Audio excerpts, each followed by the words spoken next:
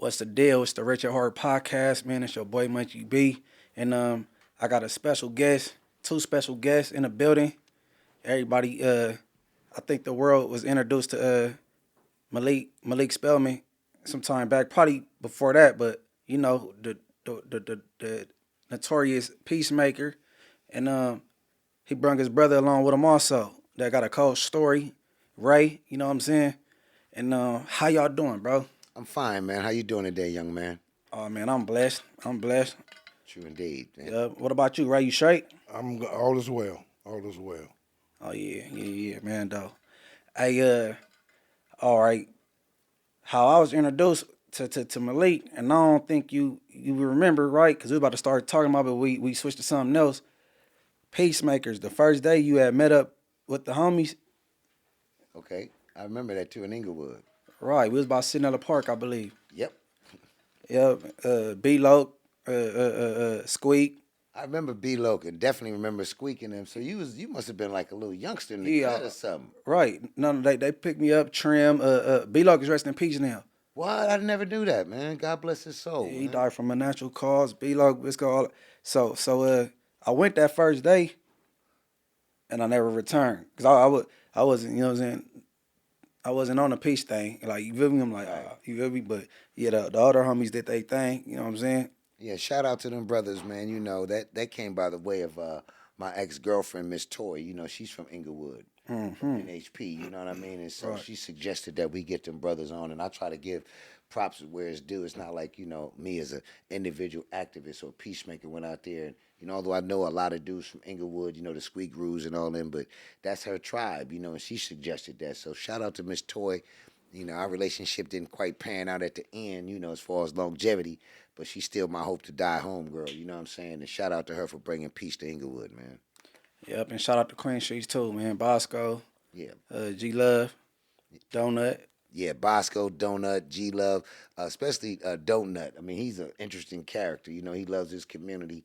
The stuff that he was talking about that day, man, was deeper than just being from a gang. It was more black lace. And it was like, man, I never forget. He's like, man, this is all I have. This is all I got. Because that's the hand that was served to him, man. So, I really respect them brothers. And, if you ever notice, you don't see me in discrepancies with dudes that's been in tribes because I respect they struggle. You know what I mean? Them dudes done been through shit that I could never, ever, ever endure. Well, endured. All right. So okay. For some that was introduced, that became familiar with you due to the show Peacemakers. Before then, I mean, you wasn't no goody good two shoes because I'm familiar with the process. You'd been in prison before. You know what I mean? You off that east side and it get gritty off the east side as well as Ray. Could you let us know what led you to prison? Yeah, foolishness and poverty led me to prison. You know what I mean? And I went in there for some major crime that to this day I wish I'd have never been involved in, But on the east side, you don't have no other choice. Either you're going to cook water, you're going to rob, you're going to kill, you're going to do something, because that's the hand that they dealt us. So when I was growing up, me and Ray, and Buddy and a couple of our partners, man, we was introduced to that PCP, manufacturing that water. And this is not a celebration of my shortcomings, but it's just to let young people know, like, this ain't the road you want to take, man, because the word PCP stand for please consider the plot.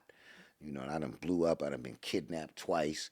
You know what I mean? I think I got kidnapped. Was you with me when I got kidnapped the second time? And they pulled a hand grenade and a gun, and that wasn't you? No. Oh, okay. Right, like no, that wasn't me. We trying to remember which kidnapping it was. Hey, so how did you? Because Ray, your Conrad, that's your brother. How did y'all meet? I'll let Ray tell you about that. Malik was a brother that pulled up in the hood, in the neighborhood, back in mid to late 70s.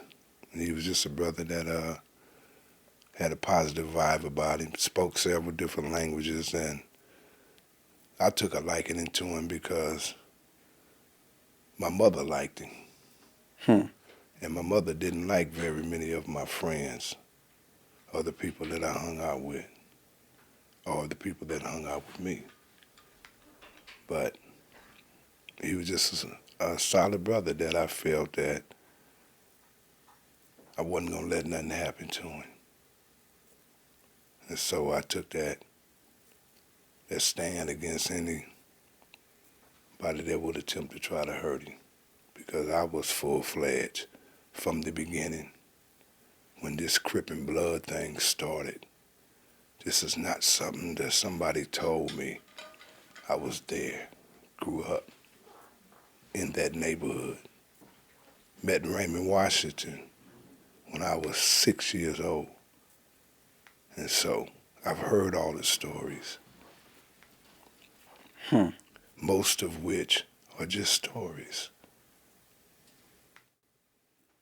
So, and that's crazy you said your mom, because, you know, moms be having an intuition. Like, I mean, he ain't no good. So, you know what I mean? I'm pretty sure that charisma that Malik got, he a likable guy. So, yeah, y'all tapped in. So, I heard you brung up them eastside elements.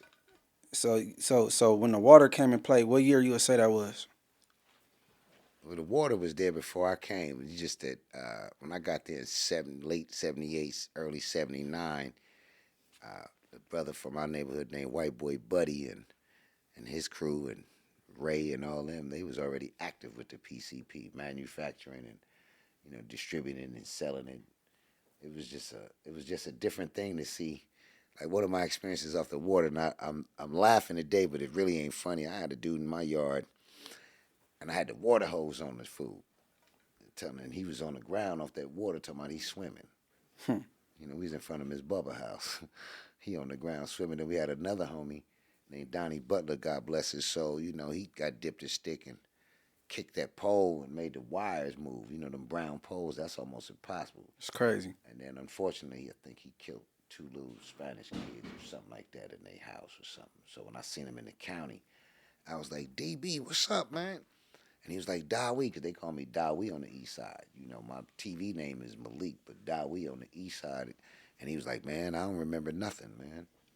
You know, he killed them 2 people, man. And that's tore up. They slashed their throats, some little kids or something, you know. So that water, my point is that PCP and them drugs and that lifestyle, man, the game gonna send you a bill. You know what I mean? I don't give a fuck what you doing. You could be the hardest blood, the hardest Crip, the biggest dope dealer, you know, the biggest rat in the neighborhood. The game is gonna send you a bill, and that's why I appreciate you letting us come on to your show, so that way we can try to tap into your audience and let them know, you know, for the youngsters, you ain't got to do what we and you went through. Look at the stuff that it took you through. Right. You know what I mean? Where you unfortunately lost your sight. Then you have these discrepancies with neighborhoods that you probably would have got along with had you not been gang related, or, you know, the hand that was served to you through poverty. So I respect your show, and that's why we wanted to come on and kind of like get them youngsters that may be watching, man. Y'all can still do what Munchie B doing at the end, which is positive, him and Alex. But on the contrary, man, you got to stay away from certain elements if you want to survive in this world. No, that's facts. That's facts. So the water, is that one of the cases that ultimately sent either one of y'all to the pen? No, sir. Back when we was growing up, man, getting caught was dope was not an option. You know, you had Daryl Gates, and I figure like this: we was lucky, but if you get caught with dope, man, like the way these dudes be getting caught now, you kind of stupid. You know, we had dope in the car, man. We have a big old bucket of acid in the front, a hole in the floor. You know what I mean? So when the police pull up on us, man, we just pull up and let him roll over the dope. But we throw it in some acid in a bucket, you know, and just run all day. But Yeah, you can almost just keep driving and pour that shit out the window. yeah, but that's destroying that. We just had crafty moves. You know, you get a little bucket, throw some battery acid, a little water in there. If it get funky, man, we just doof, drop it in there. We had a hole in the front on both sides, with the passenger side and the driver's side. They got funky shit, man. The police, we just dropped the pistol and everything and let him roll over. All right. Shout out Raymond Washington. That's Raymond Washington's daughter. Hey Ray, you got any Raymond Washington stories? I must have been around 9, 10 years old. This was 1968, 69. I remember Raymond coming out of the Black Panther party house on 78th between McKinley and Stanford. We was out in front of the elementary school on 78th, between 78th and 79th and McKinley. And it must have been about 30 of us out there, young kids, 10, 12, 14 years old, playing a little football, and he come out of there saying that, pointing at each one of us, you're going to be the baby Crip, you're going to be the baby Crips, you're going to be the baby Crips. And people thought he was saying Crip, but he was saying Crib.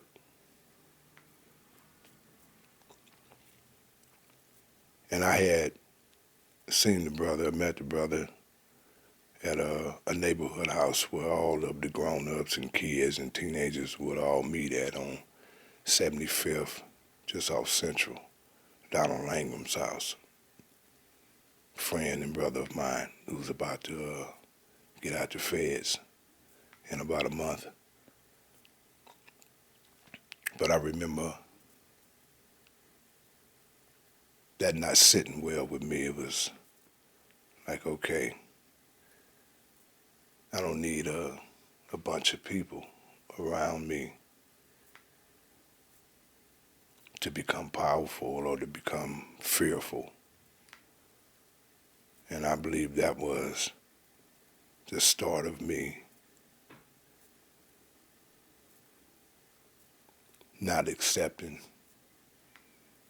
that part of a tribe.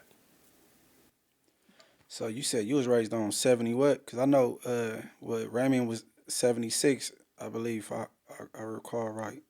You was raised on 73rd, you said? I grew up on 73rd between McKinley and Wadsworth, and Raymond grew up or was raised in the house on 76 between McKinley and Wadsworth. Okay, you was a couple blocks down. That is correct. Okay. You had any interactions with Raymond? No, sir. I was just getting here when Raymond was, I believe, had just passed away or something like that. But on the contrary, you know, on that east side, you know, you got the brothers from East Coast, you got the Swans, the Kitchen Crips, the Florencia Tres, you know, you got down to Avalons. So you got all these different cliques. But when I came out here from New York, running from gang activity in New York, and come out here, man, and it was just east side. You know, it was gang banging, but it was the east side. Like if you from Watts, when I was growing up, Watts was Watts. You know, and even once before on that show Peacemaker I had, they was like, I said something about the brother Squeak Roo from Inglewood. And the reason I said that, a lot of people like made comments like he's not from Inglewood. I'm like, no, but I remember when all the blood brothers from Inglewood was just Bloods. There wasn't no sections and none of that. All I can remember is that they was from Inglewood and that's what they represented. You know what I mean? So when I made that open statement like that, it wasn't to try to place him somewhere where he didn't belong. It was just a matter of me, you know, speaking something that I wasn't probably familiar with. Yeah, because, all right, pre-me, you know what I'm saying, early on, before it was like Inglewood family, the homies, it was the chain gang, and everything Inglewood was pretty much the chain gang, you know what I'm saying? And then these independent gangs came and sprouted up, and then from the show Peacemakers, Squeak Roo is originally from NHP, but he was with the Inglewood families on there trying to make peace with the Queen Streets, so people were saying, oh, he not from Inglewood family, you know what I'm saying? But how he rocking his generation, you know, everybody close knit, you know what I'm saying? That's my point. And see, when I said it prematurely. Like, you know, I just said Squeak Roo from Inglewood. I never thought about sectioning it off or NHP or nothing like that. So the people that really know the history of Inglewood, they got a couple of comments like, nah, he's not from over, which I'm fully aware of that. But one thing I wanted to kind of chime into with the little brothers when I did that show with the Inglewood families and the that whole crew over there, the Queen Street. Queen Streets. They had a little Spanish dude that was from one of them tribes with Bosco. Rest in peace. Rest in peace, Diablo. Oh my God, he was the most interesting man alive. Like literally, he was turned up. He had all the bad females, the cars, the jewels, and we was doing the show. And I believe Bosco was getting a tattoo on his face. These dudes didn't have tattoos on their face that heavy like they got now. And other one was his name, Don't Nut. Yeah, Donut. So the little Spanish dude, he pulled me to the side. I mean, he was turned up like a pot of greens, homie, on Thanksgiving. And he pulled us to the side. He said, Brother Malik. He looked around. He said, blood. I respect what you doing. He said, but we gangbang. He said, this all we know. He said, but no matter what we do, you keep this shit going. That's my right hand to God on the holy Ramadan this month. He told me that. Brought tears to my eyes. He said, no, he said, we gangbang, we hardhead, man, we young. He said, but whatever you do, OG, keep that shit going. Hey, that's big coming from Diablo. And he died like a day or two later, right after the show was taped. I don't know what happened, but he was off the beautiful soul. Pulled me to the side, right across from that Roscoe's over there on Manchester. Mm-hmm. And he said, I'm going to say it again. He said, man, OG Malik, that blood. You know, he said, man, we young, we hard-headed, we gangbang, we turn up. He said, but whatever you do, he looked around. He said, keep that shit going. So I couldn't do nothing but respect him, and I kept going. So wherever you at Diablo, you was a fly youngster, and I felt what you said, because it went 1 mile into my heart and then exploded. And he was turned up. Hey, yeah, no, rest in peace, Diablo. He was a soldier for real, and then that coming from him, that's big. You know what I'm saying? Yeah, and I never shared that with too many people, but God is my witness. He told me that. You know, a little young fly youngster with a gang of jewels on. He had all the cutie pie girls, 2 or 3 cars. I think he was of Mexican descent or something. Right.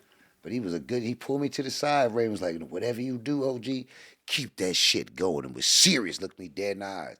And in my soul, I knew he wasn't going to make it. But I didn't say nothing to him. But the way he hit me, because he pulled me to the side, you know, with him and that little crew, they worked as on an honor system. So whatever one do, if they all agree to it, they agree to it. When they did that show, man, I was honored, man, because it wasn't about a Crip and blood or blood on blood thing. It was really about the city of Inglewood and those fine residents over there that accepted the challenge to change with 2-parent households. So it was really a situation of me trying to save myself or my own family. It's a host of people that's pushing peace out here. And you got when I first met he rest in peace now, man. He tried to stop the dude from doing the graffiti, Looney. Oh, Looney, yeah. You know what I'm saying? Big Chip from Gardena. Skip Townsend. Skip Townsend was trying to chase me down for years, and then he finally caught up to me on everything. And then Syke, because I remember I was going to this continuation, Jonas Salk and Hawthorne. He came in there, dark skin, stubby. You know what I'm saying? He had the Dickie suit on. He was telling his story, but he was talking real gangster and graphic. He had everybody captivated and quiet. But I'm like, I seen him before, but I was just, you know what I'm saying? I was like, I'm like, yeah, that's dope, though. But nah, I think we go tap in with Syke, right? Yeah, no doubt. He's going to call in and chime in. But just so you'll know, you know, we're a little older than you, so we kind of take that stance, and we respect the fact that you respect your G's and your elders and your ancestors. But peace only means power and education always correct errors. You know what I mean? So, Yeah, hello. Syke, Salaam alaikum, Ak. Yeah. We go down back. Hey, you know what? But what you saying that you know your wording is everything. That's why a lot of people be turned off with the word host a peace treaty. So you got to say stuff like we got to have a ceasefire. Right. Well, what I did was I came up with the term and coined it phrase called. Phone kind of raggedy, but we gonna bear with it. Yeah. What's up, Syke? This is Malik and me and Ray and the brother Munchie up in here, man. What's the deal, Syke? What's going on with it, Munchie and Alex and Malik? Got the homie Ray up in here, Rev. So you know how they go. Ray, the name sound familiar. I'm not familiar. The homie from the tribe, man, that was you on the phone with the other day. Oh, my G homie. Yeah. That just got off from doing 40 years. Yeah. Yeah, I was gonna get into that after we was done chopping it up with you. Hey, Syke, I was just telling them. I remember when I was going to Jonas Salk and Hawthorne and Big Ship, Slade from School Yard, Loney from Mansfield, and you was with them, and then you came up there talking, and you was real graphic, and you was straight cut with him. And I'm like, he had all my classmates captivated. He was keeping it all the way 100 in the band. I'm like, man, it seemed like a scare straight documentary. You had students spooked up in there. I'm like, yeah, that's crazy. Well, truthfully speaking, it wasn't really scared straight, bro. It's that in the black community, men need to be men. Man, like, we not teenagers and junior high kids no more. We leaders, man, and we have to guide our youth where we need to guide them and what direction they need to go in. And so when I was coming up there, I was already experienced, man. Just from the California Youth Authority, I went through that 11 years and maybe 8 months of just a bunch of bullshit that you have to adapt to your environment. So when I was in Nellis, and I ain't gonna drag this out with y'all because I know y'all got some other things going, but let me just give you a little brief why I was coming to Jonas Stark like that, because Crip and Blood is all right. And so you all right to be where you from. But if you with the bullshit or some falsehood shit, we need to run you out, man. We need to run you down, man, because you with the bullshit. The wars that's going is fake ass wars. They not real war. It ain't no war about money, drugs, property, territory. The real war that United States of America fight over. We not fighting over, we not having them type of wars. We having like teenage, junior high wars and bullshit, and real people are losing their lives. And I wasn't with that shit no more, man. I ain't with that fake shit. If we gonna go to war, let's go to war on some real shit. Let's strap down and get with the motherfuckers that's holding us back and oppressing us and doing all this shit to us. But you can't give that to tender ear people like how y'all was young. I couldn't just come out and give y'all the real deal Holyfield. Like when you go to prison, you up against the ABs, the M's, you know, you up against the real deal. And they playing for keeps. They not playing all that little teenage shit we play. Then you got black men talk about, oh, I don't follow up. I don't fall out of that structure. Hey, homeboy, sometimes, nigga, you with the wrong structure, you gonna fall up under this structure or your ass gonna get knocked. Facts. See, some blacks, we be playing games with a lot of people that's in our race that's foolish. We playing a lot of games, homie, right now with our race. And if you go look in that cemetery, so many Crips and Bloods lost their lives for some bullshit when you look back over it. Like I was telling my homie last night, man, there's so many Swans dead.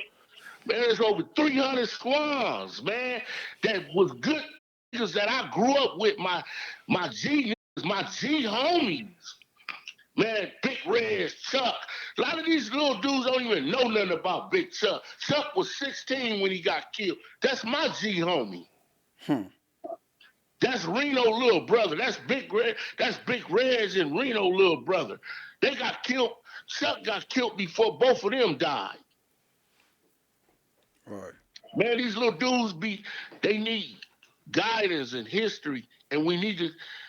Don't be bragging off the bullshit that you did. Like, I don't brag off the bullshit I did in Y because I had to bust some niggas up. I bust a lot of niggas up in there. And every nigga in the streets from every hood know that. Big Syke from Swan, I bust your homie up. Or he bust me up, one of the two. But I got down with you niggas. You ain't gonna pack me out and get away with that shit. I'm gonna be on your ass. Every institution I went to, if you did something to me, I'm getting your ass. If I catch you in Paso, that's your ass. If I catch you in TS, oh, that was your ass, homie. I ain't play no games in that Y. If I catch your ass in Preston, man, I'm getting off on you, homie. Hey, see, but back in y'all days, y'all had to kind of be on offense more. So it's more, these days it's easier. You know what I'm saying? Because the odds was against the Bloods back then. You know what I'm saying?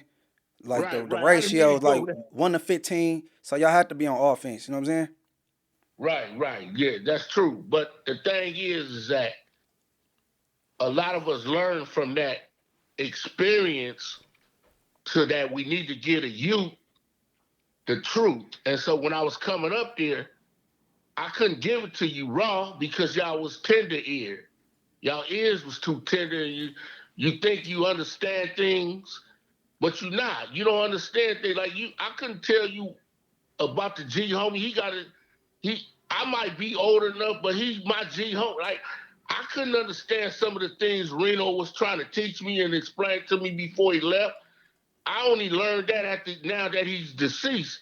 I can kind of picture what he was trying to give to us.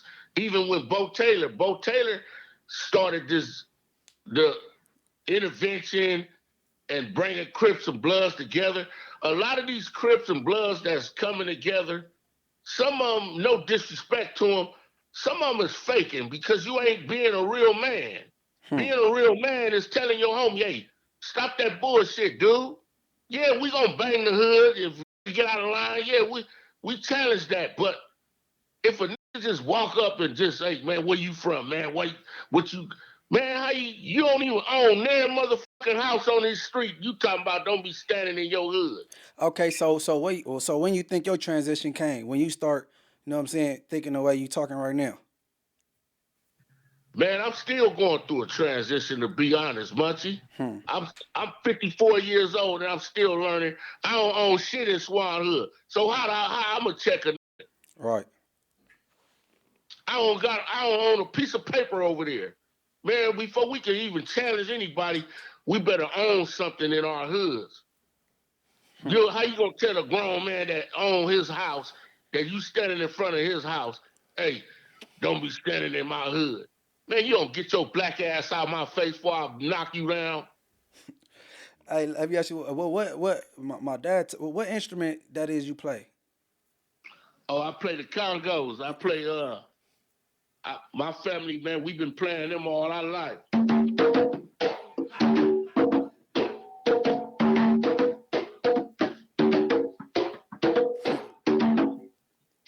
Yeah, my pops said he used to enjoy listening to you play the congos. That's what's saying.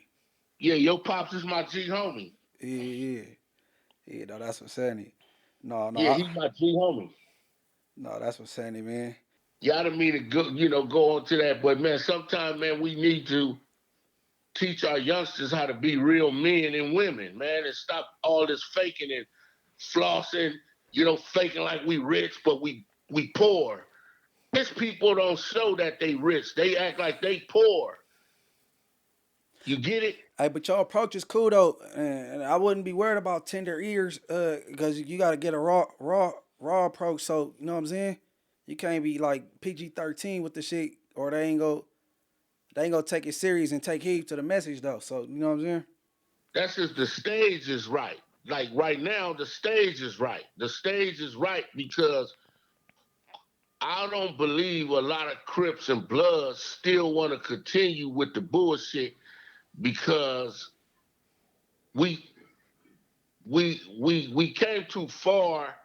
This 2025, so we pretty much know the games that's being played on us. So now it's about men and women stepping up to the truth and say, hey, knock that shit off. Like most of the time it'd be if your manly etiquette ain't right and another man crack your wife or you gotta go back and do your homework. You gotta check yourself. Why did you lose your manly etiquettes? Your hygiene poor. You ain't brushing your teeth. You ain't taking no shower. You ain't, man, a woman don't like that shit. A woman like a man to take care of himself. And if she see another man that his A game is right and his game is right, man, your ass is out the door, homie. Man, no, most women don't want no hand peck ass nigga. So if you getting into it with another man over a female, you gotta check yourself and see why she like for instance, you can't a gentleman can't hang with a hood woman. Hood woman don't understand. Me open up the car doors for her. And, man, she think that shit's soft, but girl, don't you know this a gentleman, girl? You got a motherfucking gentleman on your hand. Hey, but that's You why got a real females. man, girl. No, females. That's where they mess up at though, right? Because they pass up Yeah. on the good dudes, and they looking for the same the police looking for. You know what I'm saying? So Right. they end up short. You know what I'm saying? So it be messed up on the female behalf too though.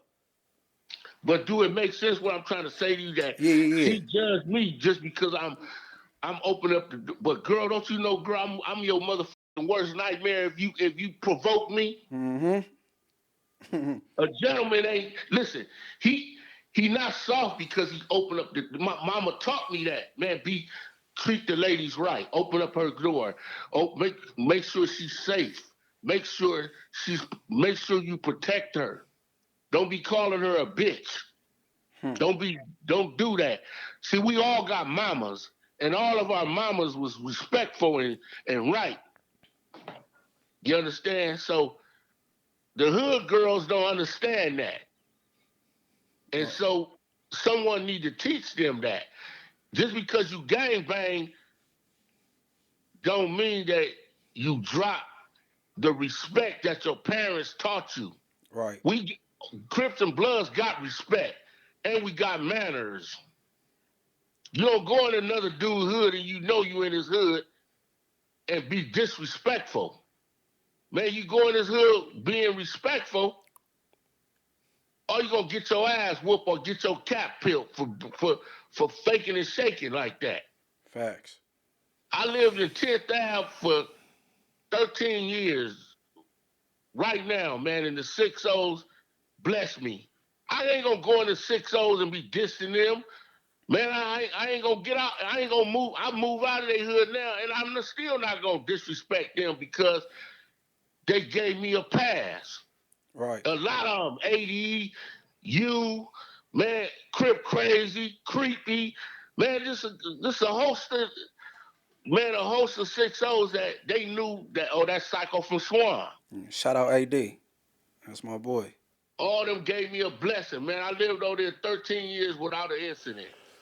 Hey, Yeah, Syke, go. this Yeah. Dawit. Hey, I wanted to kind of get you to chime in too on the truth and consequences of this gang banging, and you paid the ultimate price, man. And I think these youngsters need to hear from you the ultimate price that you paid, man, for this. It ain't just the homies and kicking it and whooping ass, because the game definitely, like I said, man, is gonna send a bill, man. What kind of bill did the game send you? I lost my mama. There it is, there. My mama was shot in the back of the head after 11 years, 8 months. I spent away from her. I was only out with her 3 weeks. But if I didn't embrace Islam, I probably would have went crazy like I wanted to do. I wanted to hurt other people's family. But Allah, he won't allow you to do that. If you're a true believer, I was a true believer, and I'm still is that I just ain't gonna hurt anybody. I ain't gonna take it out on no innocent people that don't have nothing to do with it, and that's where we fuck up at. We hurt innocent people instead of do what the police do. Sit on your man. We can't prove it yet, but I'm gonna prove it, and when I'm able to prove it, I'm coming for your ass. Right. I don't mean no disrespect, but I just couldn't retaliate, man. I still to this day haven't retaliate. And honestly, I forgive him, man. I don't even want to know who did it. That's just being a man. I don't even want to know who did it.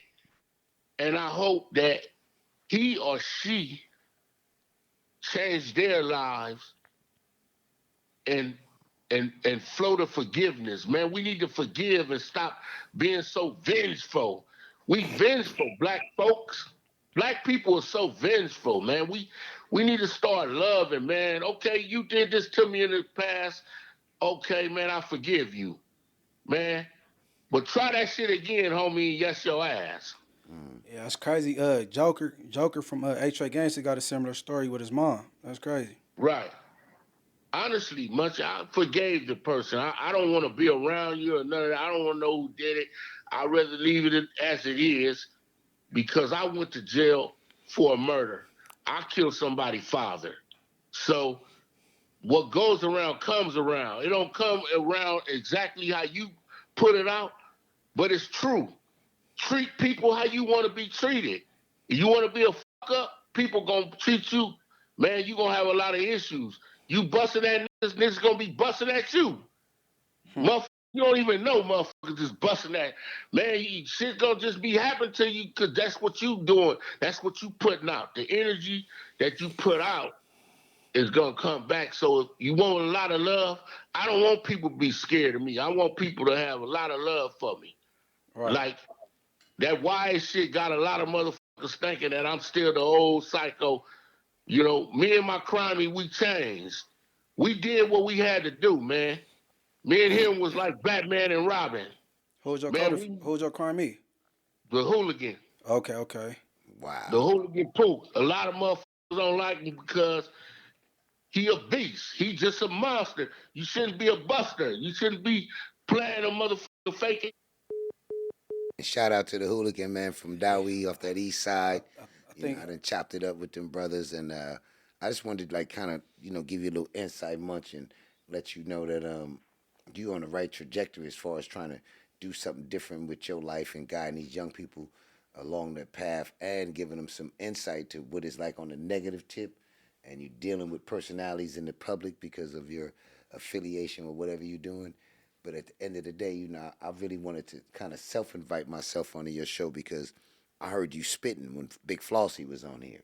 right. And I said, this little brother's sharp. I always envisioned you right now, if I had to just stereotype you or cast you, you'd be a damn good attorney. And you funny than a motherfucker, but you'd be a damn good attorney. No, I appreciate that. Yeah, you'd be a damn good attorney because you have an analytical mind. I watched you. I watch how you think. And the way you think on your toes, you're real sharp on your toes. So what I want to tell you is like switch gears as much as you can. Because it's not just about Munchie looking in the mirror at himself. It's these little kids and these other Damu brothers and stuff that's in these other states. And like Big Syke and Ray said, the game gonna send you a bill. Somebody killed Big Syke's mama, God bless her soul. The homie Ray had a $190 and 2 life sentences, just got out.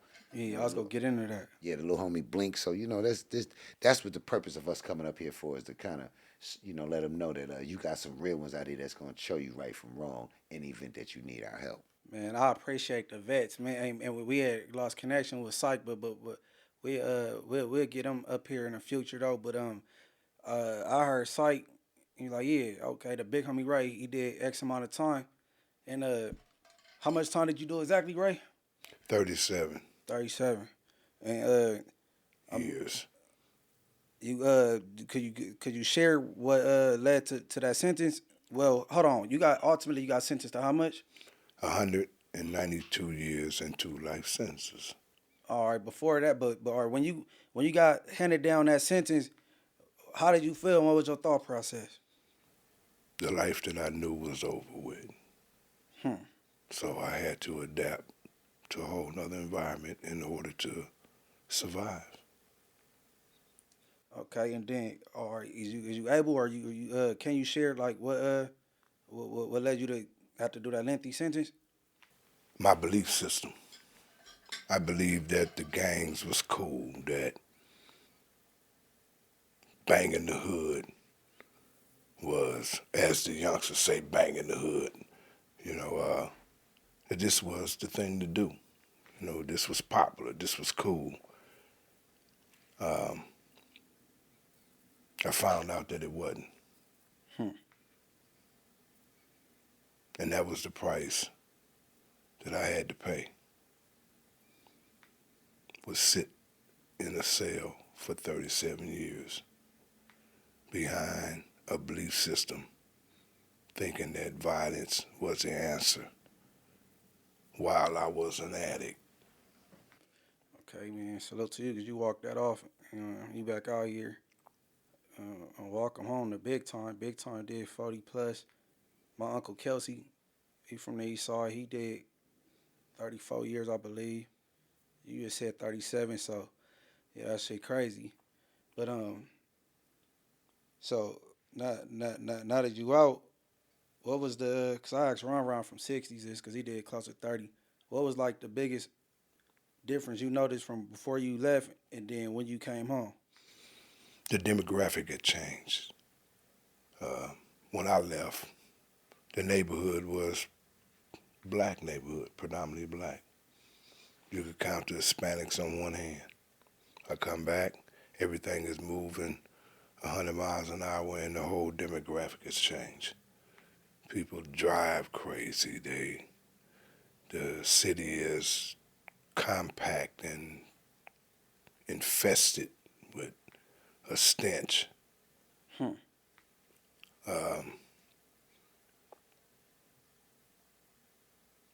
The people are really cruel out here. They mean. Everybody seems to be angry. So back then, you think people was more hospitable, more warm? Absolutely, we were taught that. We were taught that from our parents. You were taught that from your neighbor. I remember if you did something and the neighbor saw you doing something wrong, she gonna spank or he gonna spank that behind and then take you down to your parents' home, and you got an ass whipping coming from them too. And then when your uncle get there, he gonna whip your ass. So you had multiple ass whoopings coming. But that was the way that we was taught respect. And then the drugs came into the neighborhood.